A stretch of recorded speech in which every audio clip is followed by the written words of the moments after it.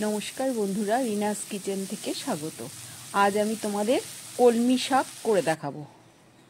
প্রথমে আমি 2 আটি মতো কলমি শাক নিয়েছিলাম।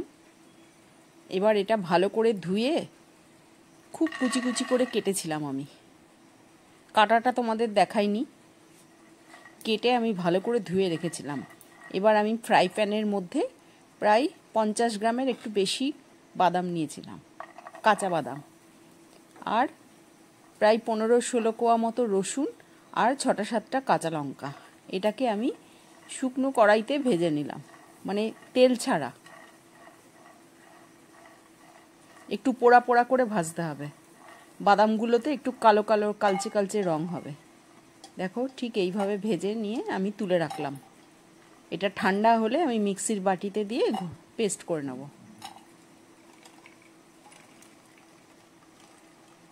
এটা ঠান্ডা হলে এটা আমি এবারে পেস্ট করে দেবো। জল দেবো, একটু জল দিয়ে পেস্ট করে নেব। এবার আমি কড়াই চাপিয়ে দিলাম।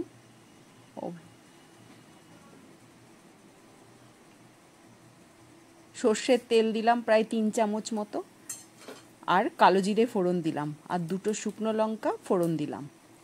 আমি কলমি শাকটা রান্না করছি এবারে।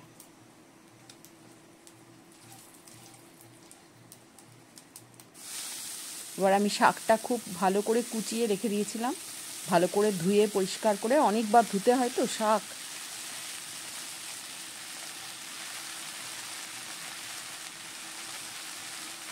অনেকটা শাক ছিল, 2 আটি।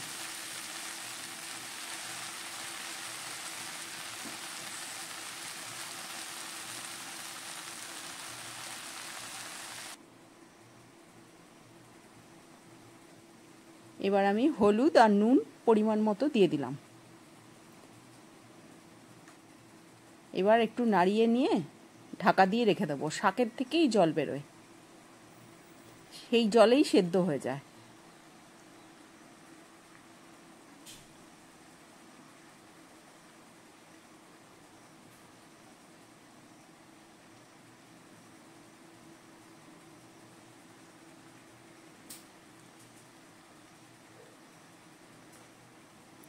কিছুক্ষণ নাড়াচাড়া করে নিয়ে আমি এবার ঢাকা দিয়ে দেবো। ঢাকা দিলে জল বেরিয়ে শাকটা পুরো সেদ্ধ হয়ে যাবে।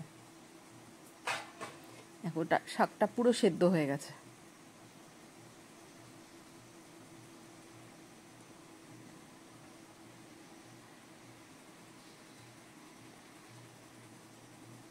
এবার আমি যে বাদাম বাটা বেটেছিলাম, বাদাম, রসুন আর কাঁচা লঙ্কা, সেইটা দিয়ে দিলাম। দিয়ে এবার ভালো করে নাড়াচাড়া করে এবং মিক্সির বাটিটা ধুয়ে সেটা জলটাও দিয়ে দিলাম।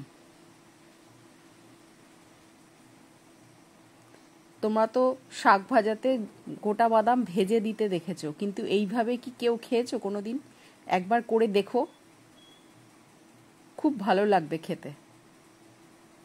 যদি তোমাদের আমার রেসিপিটা ভালো লাগে তাহলে চ্যানেলটাকে সাবস্ক্রাইব করো, লাইক করো, কমেন্টস করো।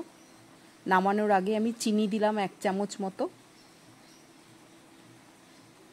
নিরামিষ রান্নায় চিনি দিলে ভালোই লাগে খেতে।